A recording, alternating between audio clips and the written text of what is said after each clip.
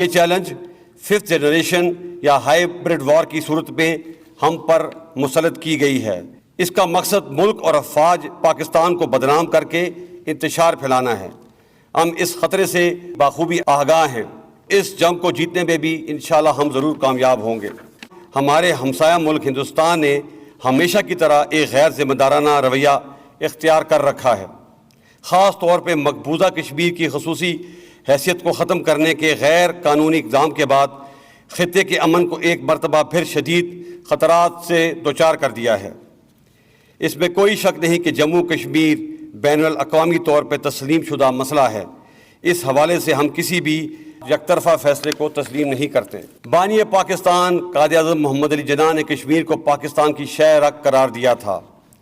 میں واضح کر دینا چاہتا ہوں کہ ان کے اس قول کا ہر لفظ ہمارے لیے اہم اور ایمان کا حصہ ہے۔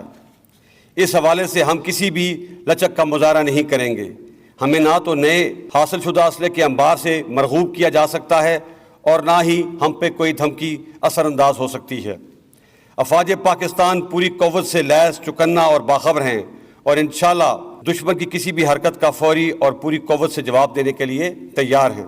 میں آج کے دن کی مناسبت سے اپنی قوم اور دنیا کو ایک پیغام دینا چاہتا ہوں کہ پاکستان ایک امن پسند ملک ہے، لیکن اگر ہم پہ جنگ تھوپی گئی تو ہم اینٹ کا جواب پتھر سے دیں گے، جس کا مظاہرہ ہم نے بالا کوٹ کے ناکام حملے کے جواب میں دیا۔